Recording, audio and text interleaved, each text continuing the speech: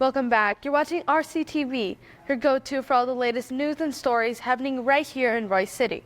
I'm Hillary. And I'm Teagan. We've got a packed episode for you this month, so let's dive right in. In this episode, we'll kick things off with a spine-chilling short film. And then we'll share some important Halloween safety tips to keep everyone safe during the spooky season. After that, we'll take a trip down memory lane with a look at the history of our beloved state fair. And then we'll move our focus back to RCHS to a spotlight of our beloved Miss McCauley. And finally, we'll meet a teacher in South Korea and learn about her experience. That's all right here, right now, on RCTV.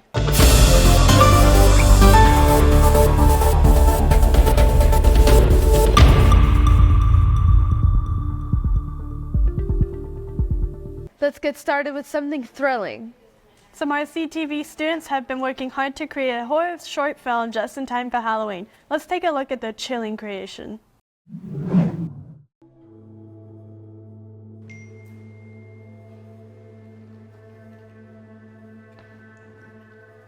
Max, where are you? Mia, I think I'm lost. How are you lost? I'm serious, Mia. I can't find my way back. Oh my god, okay, I'll go looking for you. Where are you? It's getting dark out. My light just went out. I'm getting closer. What does that mean? Don't joke around. I need to find you. Where can he be? I swear I've been searching for like an hour. Oh my god. I swear when I find him, he's dead. I fall on. Oh my god. No.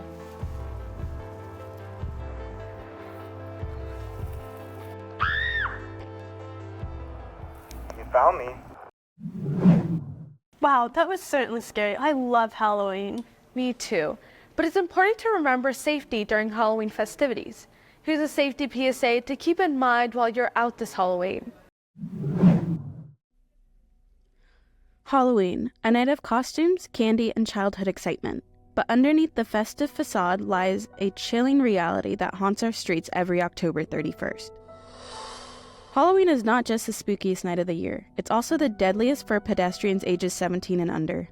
On average, Halloween sees more than double the number of child pedestrian fatalities compared to any other day of the year.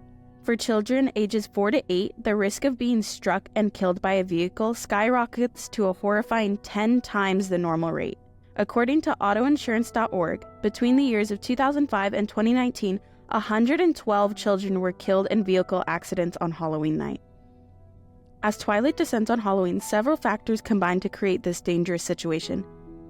Children's unpredictable movements, vision-obstructing costumes, and alcohol consumption at Halloween parties. According to pelvinandgalashi.com, from 2015 to 2019, an average of 25 people were killed in drunk driving crashes each Halloween night. On Halloween, the actions of teenagers can have far-reaching consequences. One moment of distraction or poor judgment could lead to tragedy that affects the entire community. The National Safety Council states that children are twice as likely to be hit by a car on Halloween night compared to any other night.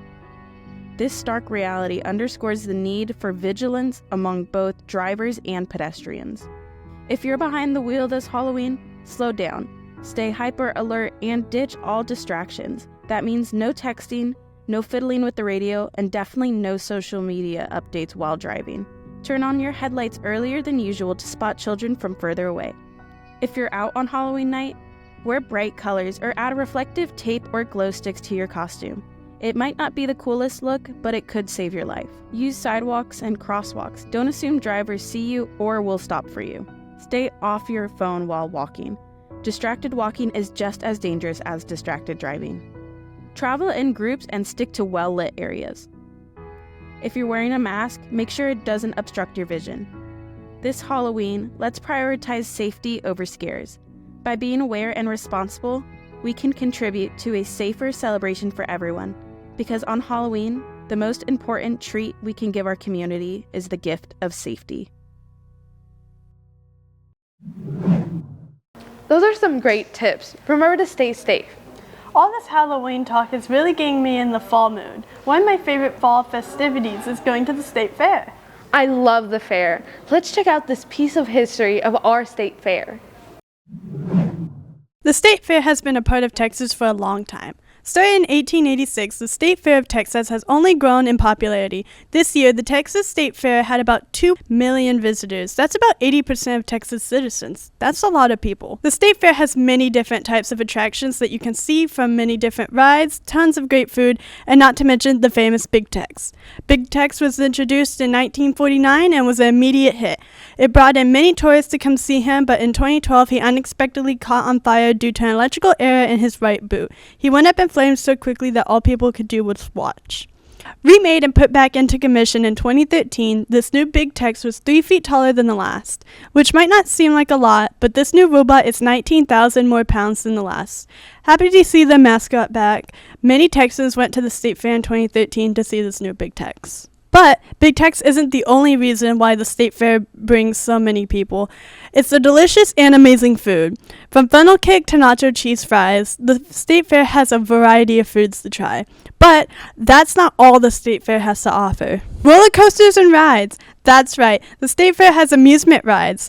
There's a wide variety of them to choose from, to fun houses that you need to find your way out of, to a ride where you can literally defy gravity. I know for sure I love the Texas State Fair and plan on going back for a long time. This has been Teagan with RCTV signing off. It's fascinating to see how the fair has evolved while still maintaining its charm and excitement. Now let's shine a spotlight on a teacher here at RCHS, Miss McCauley, a fun teacher known for her engaging lessons and creative approach to learning. Here's what makes her special. On the theme days at RCHS, Mrs. McCauley loves dressing up. She comes to class wearing clothes for the theme days or a school t-shirt. I love to make the day a little different and have a little fun and just break up the monotony of a normal school week. It's hard when you don't know how to best represent the theme. So like some of the newer themes, I had to do research, and so that gets kind of tiring. The old 80s look, easy to do. But Mrs. McCauley's personality goes beyond just her outfit. Seeing my students go beyond their expectations. I love having them see the awe of science and just having fun with my students and getting to know them. Miss McCauley also loves to learn new things. I like to read. I like to go to the gym and pump iron. I like to make crime scenes. And most of all, I like to learn new things. And so one of the things that I've done most recently is try to learn to be a mermaid. I would love to learn to play the drums. I've always wanted to learn to play the drums. I've tried other instruments like the bagpipes and the piano and the guitar, but I don't know, maybe pounding out some frustrations would be great. I will say last year, when Mr. McCauley and I dressed up as Mr. and Mrs. Claus, that was a big reaction. And then when we dressed up as the Up couple, we get a lot of, oh, you're so cute. So that was kind of fun. Teaching is Mrs. McCauley's true calling. She finds joy in watching her students succeed and become more confident in themselves. She loves to see students go beyond their own expectations. This has been Johnny Williams for RCTV. It's wonderful to see how passionate teachers like Miss McCauley make a difference in students' lives. Now, let's meet a teacher who isn't one of our own, Miss Anderson, who traveled all the way to South Korea. Let's hear about her intriguing journey. Savannah Anderson chose a path many don't consider. An English teacher in South Korea, she didn't think she found her future plans in high school. High school was just kind of a blimp in the radar for me. And I sound so like an old person when I say, oh, that was 10 years ago, but really that was a decade ago for me. But high school was what led her to study forensic science. Because I was really good at chemistry in high school, and I had a teacher ask me what I wanted to be my junior year of high school. At that point, I no longer wanted to be a veterinarian, and she asked me what I was going to do, and I told her I have no idea. So she asked me kind of what my interests were, and she pointed me towards the forensic science program at UCO. And so I was a forensic science and chemistry for all of 2 weeks, took 1 week of chemistry for majors classes and did not do well. And so I switched my major to criminal justice and forensic science. And then about 2 years into that degree, I I switched to history education. So it was quite a journey to finally hone in on what I ended up graduating in. What really led her to where she is today was her first international trip. My first international trip was in high school, but I worked for 2 years to be able to do that. And I'm very lucky that I was able to work kind of for extra pocket money and not necessarily for, survival. Like I didn't have to support myself or a family member or anything like that. I had parents who were able to do that. And so I was just working for essentially pocket money. The first trip led to more travel during college. So I actually studied abroad in university. I studied abroad in college. I went to Spain. I was in southern Spain for 6 months. And then after that, I spent a month backpacking around Europe. I went to a couple different countries that way. She took the leap and moved to South Korea to follow her dreams of travel, but it didn't come without struggles. Currently, what I do is I am working in South Korea. I am an English teacher in Incheon, South Korea.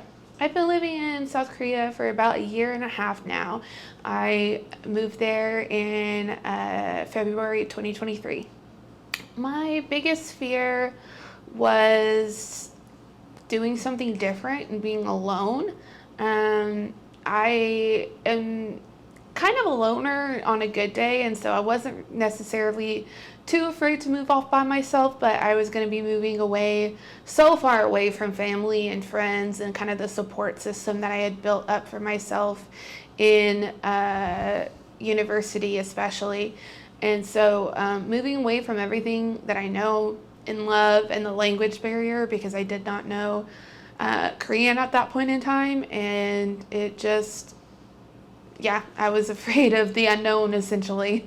Savannah hopes that she inspires others to follow their dreams. Some of it is luck, but a lot of it's really hard work. I'm not trying to be like this inspirational speaker or anything like that. I'm just trying to speak my truth. And my truth is that I followed my dreams. It took a little bit longer than expected, but I did it because I said yes. And I just went for it. And that is my truth. And I know it sounds cliche, but it is true and it can happen. And there are many ways to accomplish your dreams. There isn't ever just one way. There isn't ever just one path that you have to follow your dreams. Do what you need to get it done, but do it. Don't just sit and wish to happen. Try to make it happen yourself, because it can. You'd be surprised what trying and patience can do. And maybe hopefully one day you can be a cliche. So Savannah's determination has proved that if you want something and work for it, it will happen. She is definitely an inspiration to me. This has been Kio and Nikos for RCTV.